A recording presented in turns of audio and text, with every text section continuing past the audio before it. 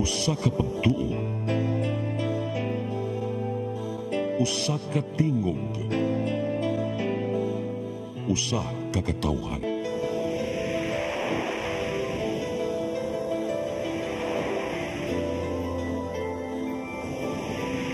Cebu Catholic Television Network.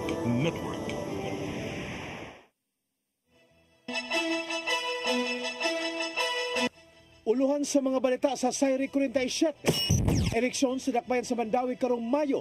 Gipasalig sa kapulisan nga hapsay ug malinaw. GNR subling mipahimangno dili pamutang sa kakahuyan ang mga campaign posters. Presyo sa kilo sa bugas sa mga pampublikong merkado ni Kunhod. Tulo ka mga gun runner nga lalaki sa probinsya sa Sugbo na dakpan. Sugbo, Kabisayan ug Mindanao, Pilipinas ug katawhan kutos maabot sa tong Sibya sa tibuok kalibutan mayong hapon. Live kita karon sa CCTN Channel 47 ug kini ang tulumanon sa nagunang kasayuran nga angay natong masayran.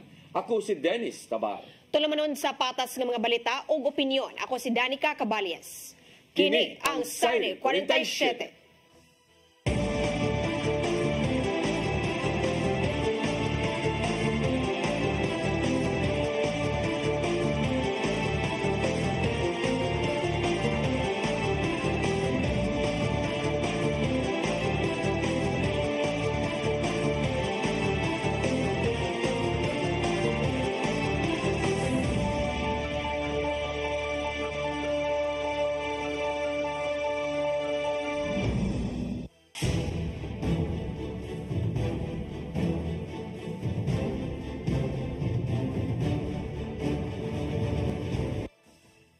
Ug karon sa kumpletong detalye sa atong mga balita, Mandawi City Police Office mipasalig nga magpabiling malinawon og hapsay ang seguridad sa dakbayan sa obabot nga eleksyon sa Mayo.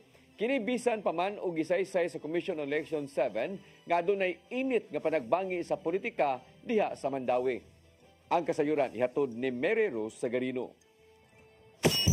Nagpabilin nga malinaw na ang seguridad sa syudad sa Mandawi. Matod pa sa tigpamaba sa Mandawi City Police Office. Kinisubay na sa gisaysay sa Commission on Election 7 Regional Director Attorney Francisco Pobe miaging simana nga lakip ang Mandawi sa ilang gimonitor sa lalawigan sa Sugbo tungod sa intense political rivalry. Katong is categorized na gihapon ta as green, so meaning no concern of any security. Nevertheless, ang Mandawi City Police Office we are ready for the upcoming election and for any deployment sa conduct or any schedule sa ato ang COMELEC. Gipasalig sa Mandawi City Police Office nga paday ng ilang monitoring o operasyon aron mamentenar ang kalinaw ug kahapsay. Sila nagpahigayon og mga police checkpoints kaduha sa usa ka adlaw. Nakipagtambayayong usab ang kapulisan sa mga opisyal sa gobyerno ug sa COMELEC aron matubag ang bisan unsang potensyal nga hulga sa seguridad samtang nagkaduol ang eleksyon. Samtang sa iyang bahin, gihangop ni Mayor Glenn Beresedi ang monitoring sa COMELEC bisan paalang kaniya walay intense political rivalry sa Mandawi.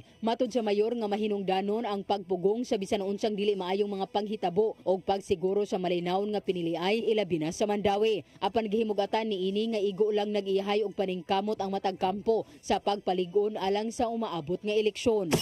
Wala yung versions. Klan na maguni. Kada mo kat pangako mga parentipot, wano yun, di ba?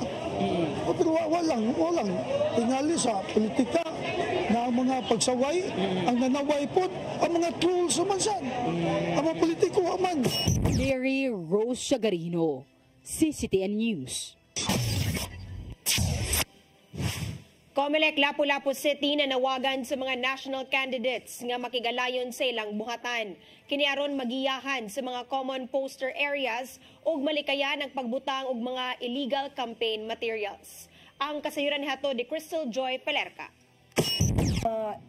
Those candidates for nationals, I know that you have your we could say leaders in the local area.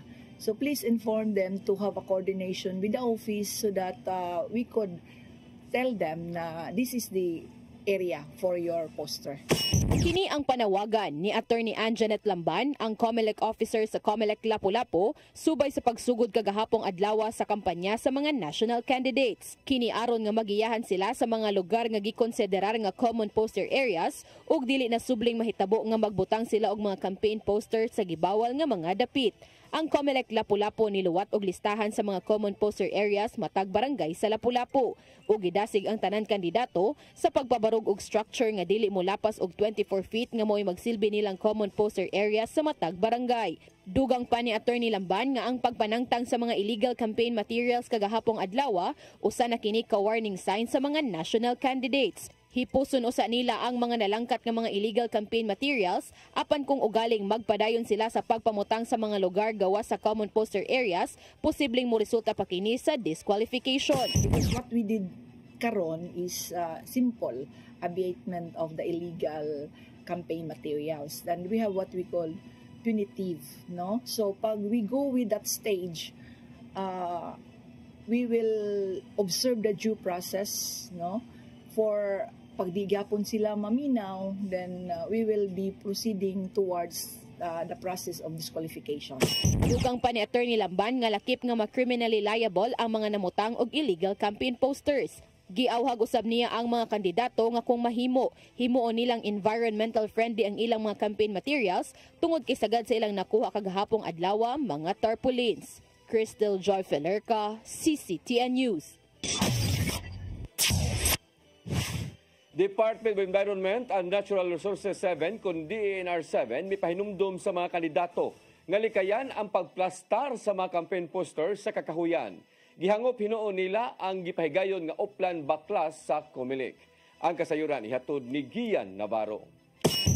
Adunay pahinumdum ang Department of Environment and Natural Resources 7 karong nagpanikad na ang kampanya sa maabot nga eleksyon 2025 karong Mayo. Ginadili ubos sa balaod ang pagplastar sa mga campaign materials ngadto na sa mga punuan sa kahoy. Ubos sa Section 3 sa Republic Act 3571, ginadili gyud ang pagpamutol ingon man pag-injure sa mga kakahuyan ilabi na sa mga pampublikong dapit. Apan gikasubo hinuon silang buhatan nga dunay mga kampo ang matud pa nakalimot na lang sa mga balaod. Sumapa ni si Celo Albiso sa DENR 7 nga apektado ang kinabuhi sa usa ka punuan kung lansangan man kini aron mataod ang posters ug tarpaulin.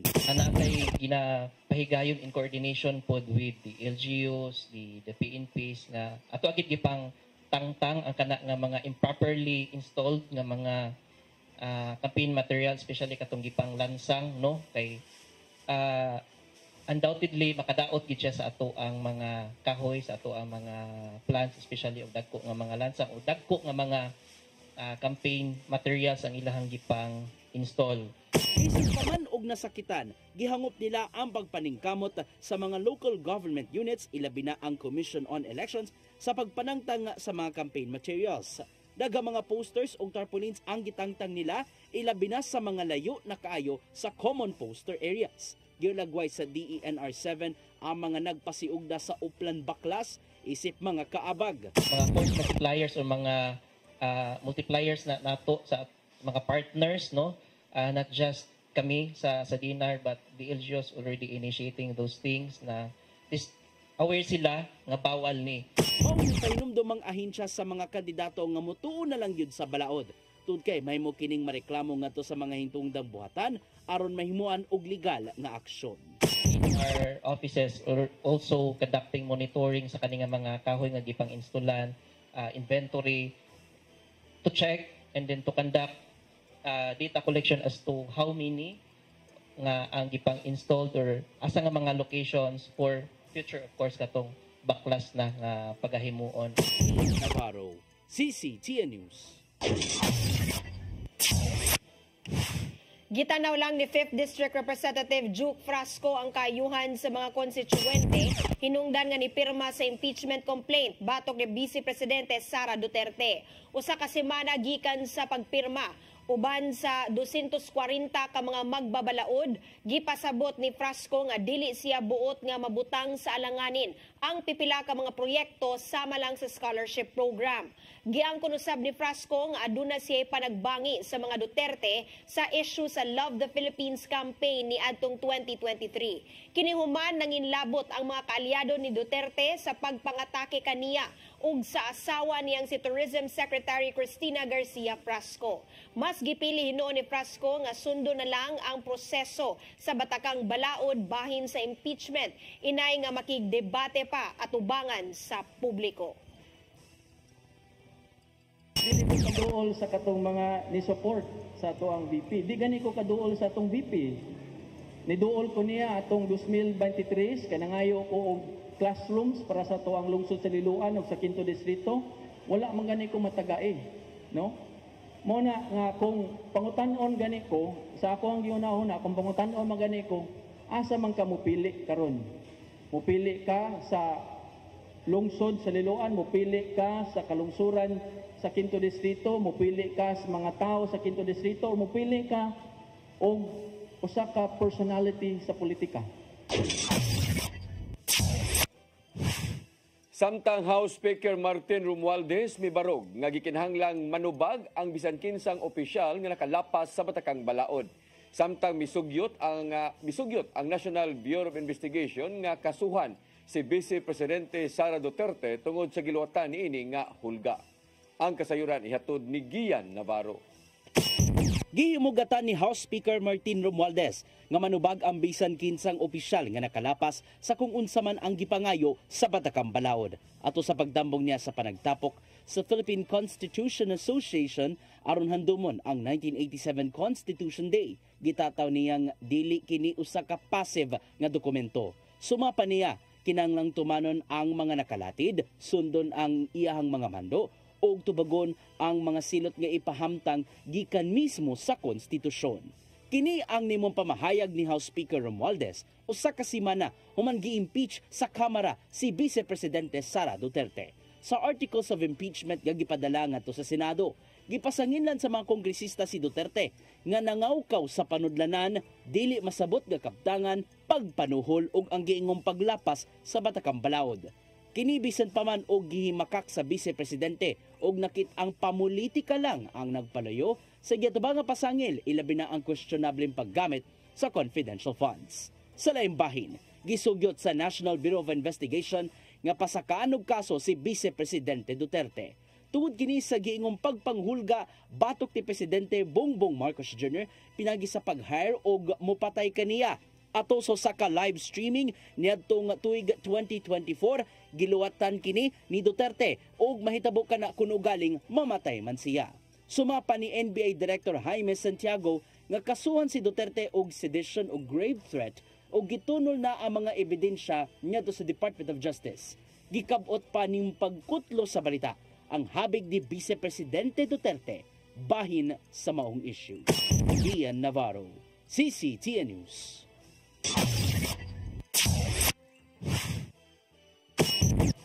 Musunod, presyo sa kilo sa bugas sa pampublikong merkado sa Dakbayan sa Mandaue ni Kunhod.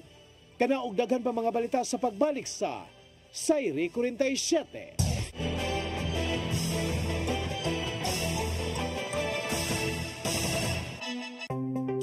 Discover the beauty of the Philippines.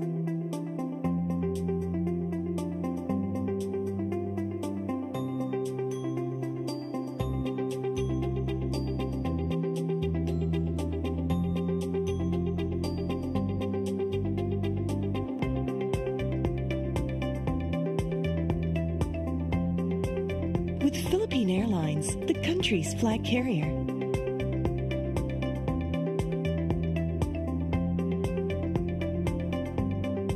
The airline that lets you feel the warmth of the nation.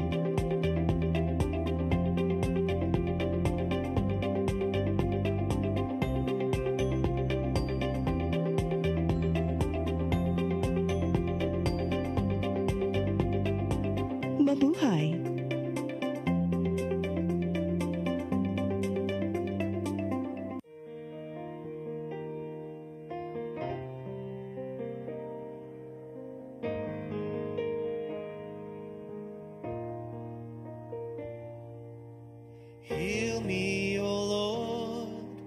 and I will be healed. Save me, and I will be saved. Heal me, O Lord, and I will be healed. For you are the one I praise. You are the one I praise. Sing it with me. Heal me, O Lord, and I will be healed. Save me, and I will be saved.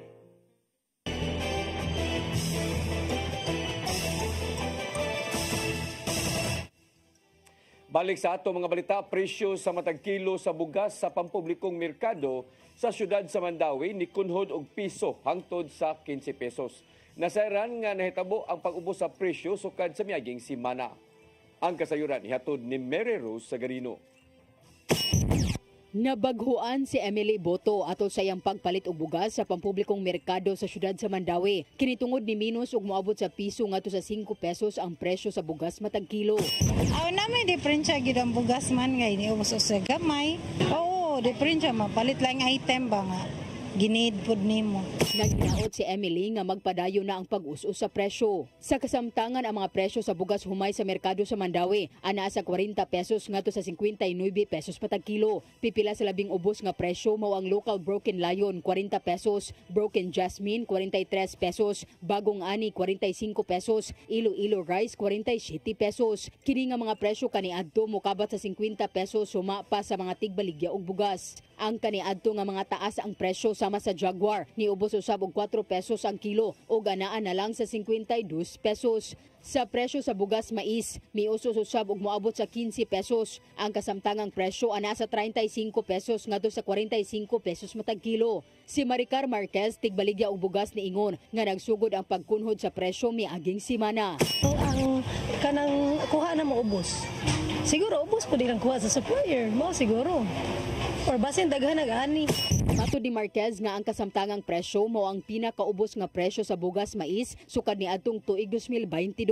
Samtang dili usab makatubag ang mga namaligya og bugas kung may kalabot ba ang giamendar nga rice tarification law sa pag-ubos sa presyo. Sa bag-uhay lang ang Department of Agriculture ni deklarar og food security emergency aron ma-stabilize ang presyo sa bugas og nagunang pamaliton.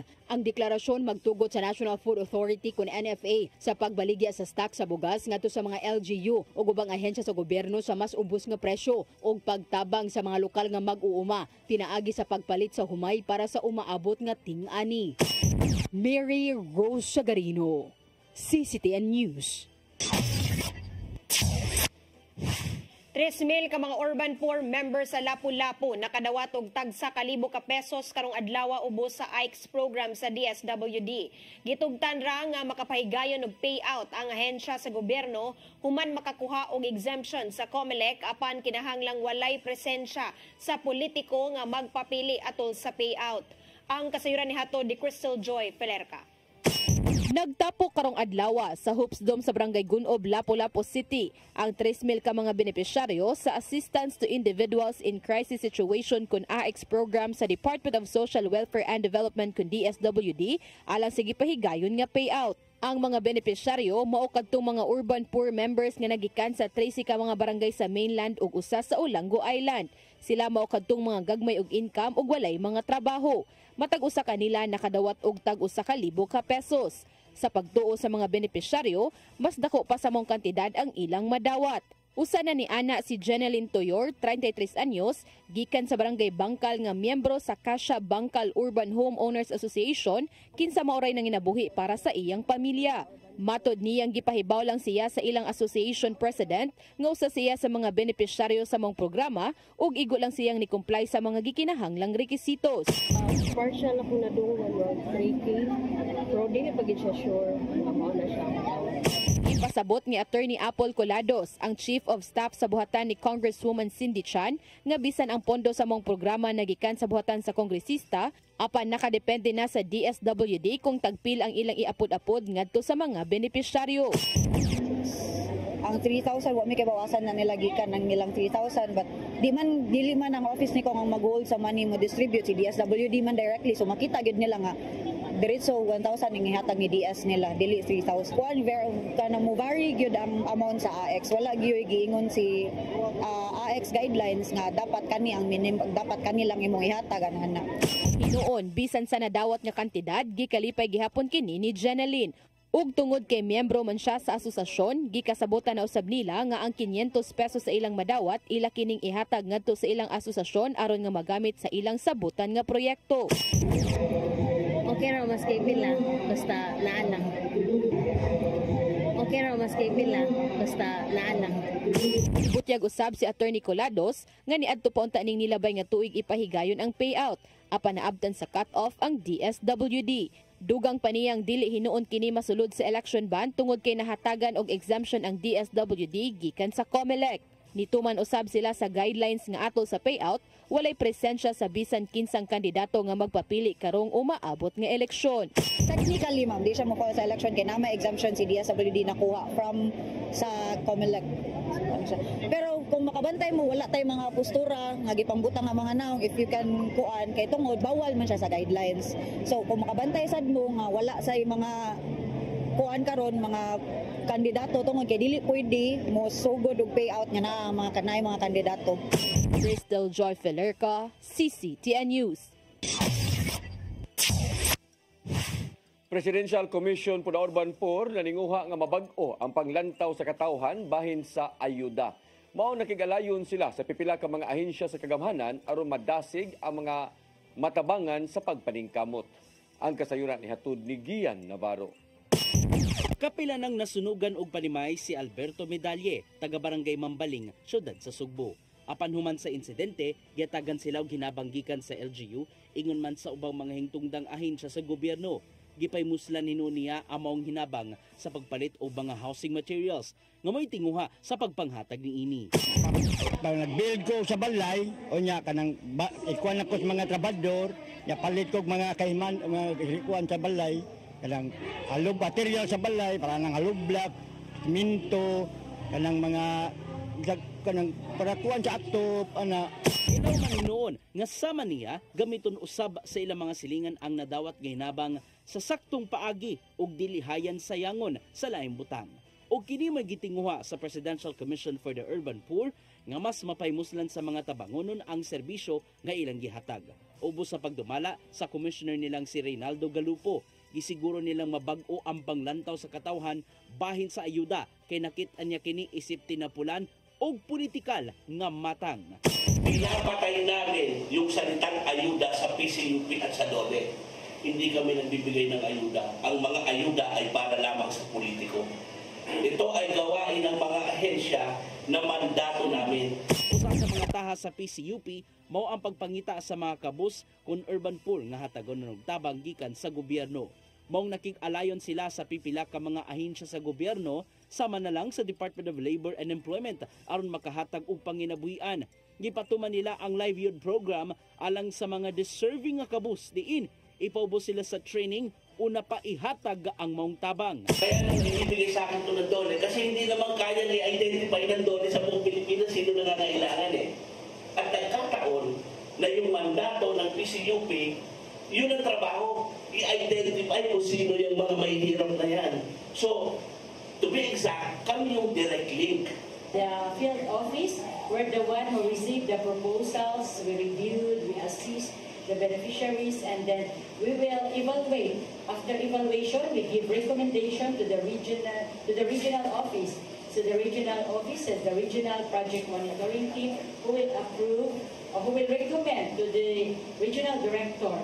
Dili ng kutob sa paghatag sa tabang tungod kay bantayan usab sa field officer sa PCUP ang mga beneficiaries kung napahimuslan ba pag-ayo ang dagan sa gipiling negosyo.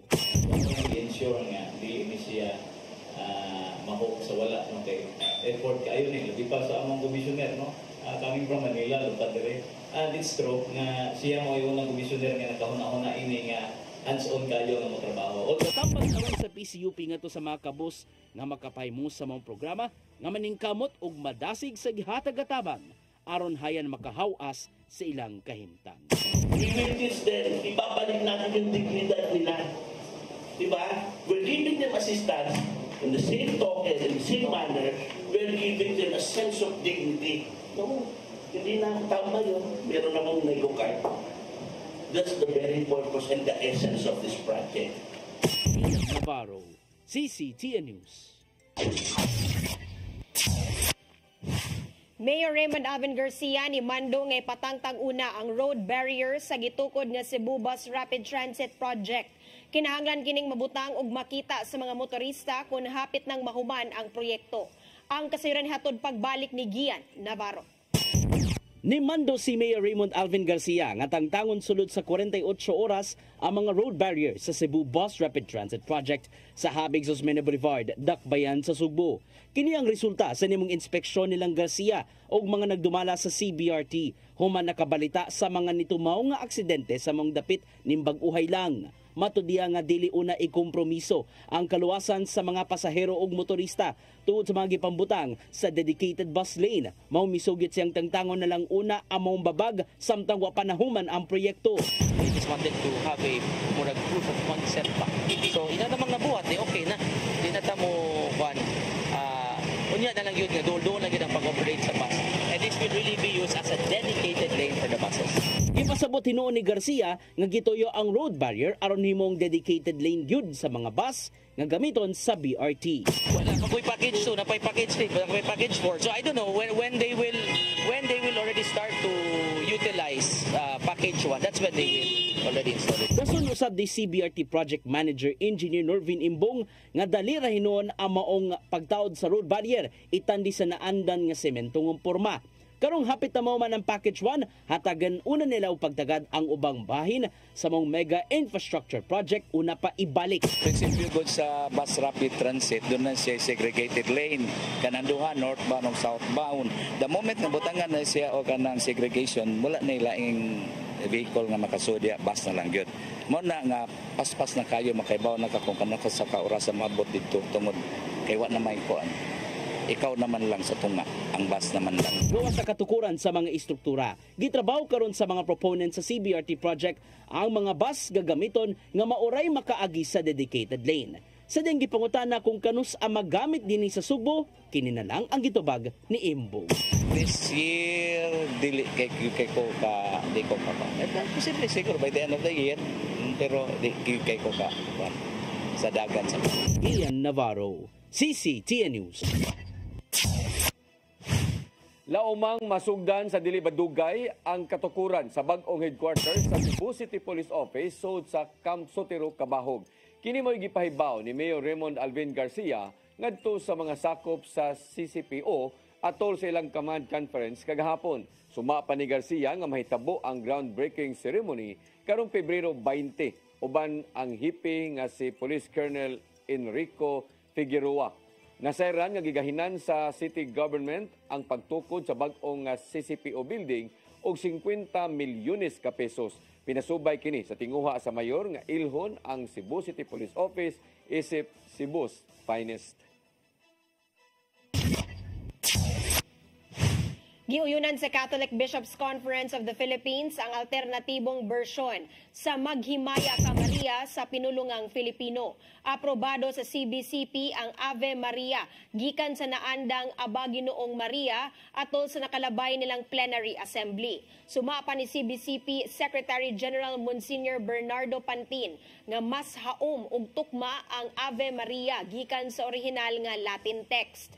Dason nila nga pinasubay sa subsub nga revision sang Ave Maria aron masunod sa mga nakalatid sa Biblia. Kini ang usa sa gihimong lakang sa mga kaobispuhan sa nasod subay ning pagsaulog sa Jubilee Year 2025 sa Simbahang Romano Katoliko.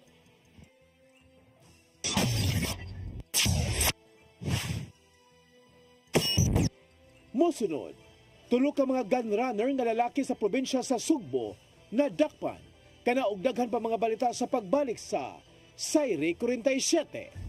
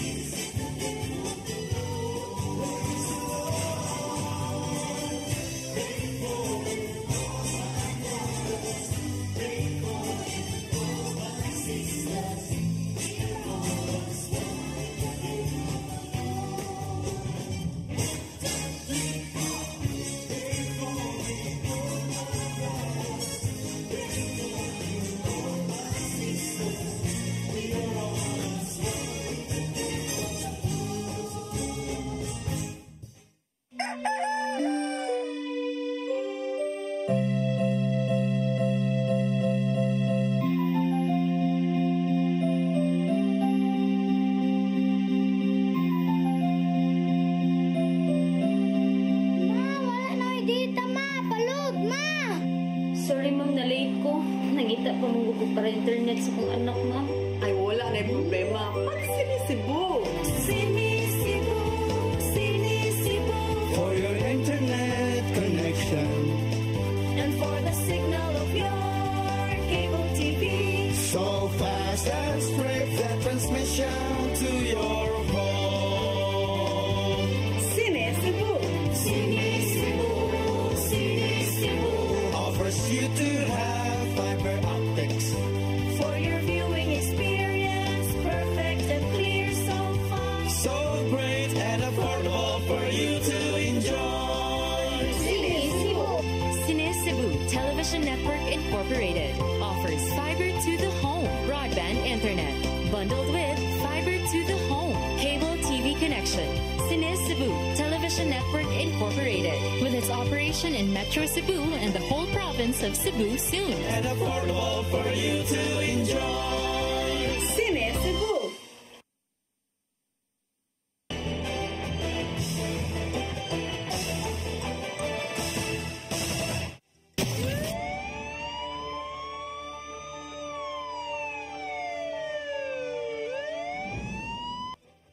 Balik sa ato mga balita, tulo ka mga lalaki nga gun runner sa probinsya sa Sugbo nadakpan sa entrapment operation sa Criminal Investigation and Detection Group sa PNP. Tulo ka armas usab ang nakuha sa mga operatiba sa CIDG. Ang kasayuran ihatod ni Arnold Bustamante. Tulo ka mga lalaki nga mga gun runner ang nadakpan kini sa gilusag nga bypass operation sa Criminal Investigation and Detection Group Cebu Provincial Field Unit alas 10:11 sa gabi natong Lunes dito sa sitio Tagaytay, Barangay Vito sa lungsod sa Marili. Ang mga suspitsado gilangan sila nga Giancarlo Tabuso Kihoy, 37 anyos, taga Barangay Saksak, lungsod sa Luginsan; Jade Barley Acruz sa Bulawan, 26 anyos, taga Tagaytay, Vito, Marili; o Julius Hisula, 40 anyos, taga Purok Sais, Cantabugon, lungsod sa Luginsan, probinsya sa Sugbo. Nakuhagikan sa mga suspitsado ang duha ka kalibre sa 45 ug usa ka 357 nga revolver, duha ka magasin sa kalibre 45 ug mga bala niini. Ang CIDG Cebu Provincial Field Unit nakadawat og impormasyon nga ang tulo nalambigit kini sa pagpamaligya sa mga armas. Gipaubos dayon sa monitoring sa CIDG ang tulo og sa dihang ilanang nga nakuha ang kasayuran ila kining gitransak sa dihang misanong ni sa lahaga pagpakaron niingnon nga mopalit og mga armas. Giplano dayon ang entrapment operation nga kabahin sa flagship program sa CIDG nga Oplan Paglalansag Omega. Dala sa mga operatiba ang bypass money nga 500 pesos nga gipailaw man sa siyam kataga 1,000 pesos nga fake money ug sa dihang natunol na ang bayan gihimo dayon ang pagdakop niini. Gipaubos na sa investigasyon ang tulo ka mga suspitsado kung asa sila magkuhaan silang supply sa armas nga ilang ibaligyan atong gusto nga mopalit niini. Usa sa mga opisyal sa CIDG nga dili lang magpaila bibutyag ilang gisubay kung kinsa pa ang gipangbaligyan sa mga suspitsado. Gihingusgan sa kapulisan ang pagsakmit sa mga loose firearms sa Central Visayas subay sa nagsingabot nga national ug local midterm election sa Mayo 2025. Arnold Bustamante, CCD News. Lalaki nga miikyas ato sa pagpatambal sa Cebu City Medical Center kagahapon nadakpan pagbalik sa Mabolo Police Station didto sa lungsod sa Tuburan. Rason sa suspetsado tungod sa kakadlok nga magutman ang iyang pamilya. Ang kasayuran hatod pagbalik ni Arnold Bustamante. Nadakpan pagbalik sa Mabolo Police Station ang usa ka 47 anyos nga lalaki human ni Miss Capo atol sa pag-medical nini sa Cebu City Medical Center kagahapon sa bundag. Ang suspitsado giila nga si Diego de los Santos sa Libongkugon nga residente sa Sitio Bahala, Barangay Lagtang sa siyudad sa Talisay. Usa sa mga personel sa Mabolo Police Station na kanayon nga nadakpan nila pagbalik si Libongkugon dito sa Barangay Caridad sa lungsod sa Tuburan alas 2 ganinang kadlawon. Gidala sa mga personel sa Mabolo Police Station na suspitsado sa Cebu City Medical Center kagahapon adlaw aron ipamedikal ang lawas nini nga may rekisito siyang pagsulod sa custodial facility. Apan sa diha ganaana sa sulod sa Tambalanan, gihinay-hinayan nini paghuslo ang pusa siyang duha ka mga kamot hangtod nga nahubad niya kini og daing dagan pasulod sa mga kabalayan sa Aurelio ug wala na gyud kini maabti pa sa mga pulis nga may nag-escort kaniya. Milo sa dugmanhang operasyon ng Mabolo Police Station sa pagpangulo sa hipin nini nga si Police Major Romeo Cacoy Jr. ug ilang giadto ang balay nini sa Lagtang sa siyudad sa Talisay ug sa Barangay Luz di naausab nagpuyo ang ang iyang igsuon. Doon na nakahatag nila og impormasyon nga miadto kini sa Barangay Caridad sa lungsod sa Tuburan, probinsya sa Sugbo. Balay kini sa iyang laing igsuon nga tungod ani dali nga giadto sa mga pulis ug didto nila kini nadakpan pagbalik. Giangkon hinuon ni Libong Kugon nga miikyas siya sa poder sa kapulisan tungod kay nabalakas siya sa mga anak nga iyang nabiyaan nga magutman kung magpabilin siya nga mabilanggo. Iyang giduga nga nag-abang lang siya og balay sa langtang ug kung naa siya sa bilangguan papahawaon ang iyang pamilya kung dili sila makabayad nini. Dugang niya nga ang usa niya ka anak adto ni diferensya sa kasing-kasing nga ngayon pa nga atimanon tungod siyang gihimo nagmahay si Libong Kugon kay matud niya madugangan gyud ang iyang kaso nga atubangon. Una na nga nadakpan sa Mabulo Police Station si Libong Kugon atol sa pagpatrolya sa mga pulis sa Mabulo nga nagsuyop og illegal nga droga sa sitio Bagong Buhay sa Barangay Carita alas 12:50 sa kadlaw na Domingo. Nakuha sa kapulisan ang 3 ka photo sa gituang shabu nga mobalor sa 1,000 ka pesos og mga gamit sa paghingo sa gituang shabu. Kalapasan Section 11 Article 2 Republic Act 9165 ang atubangon nga kaso sa suspitsado. Arnold Bustamante, CCTV News. Usa ka dakong bitin ang na-rescue kagabi sa sitio Bihunan sa Barangay Umapad, syudad sa Mandaue. Moabot sa 20 ka kilo ang gibugaton o ganaa kini sa napo katiil ang gitas-on sa payton. Nagkanayon si Kapitan Rave Cortez nga nakit-an ang bitin sa mga trabahante human nga niagi kini duol sa usa ka establishmento. Tungod sa kadako, gidakop o giturn-over ang bitin sa barangay. Gikatakdang ihatod ang bitin sa Cebu kon Mandaue City Environment and Natural Resources Office. So, aggressive siya na may video na ko na-send sa pagdako pagbalik. Aggressive na siya. Nga basin siguro na kuan sa mga saba sa tao. Manang protekta sa siyang galingon. Mupaak man na sila kung ma-corner, ma-pressure sila ba. Actually, di mo na sila manghilabot. Kung di lang di sila hilabtan sad. Mo kadtong naglangkob sa atong mga balita sa Sayre 47, ako si Dennis Tabar. Ako si Danica Caballes, hangtod ugma sa inyong paboritong tulumanon. Sayre 47.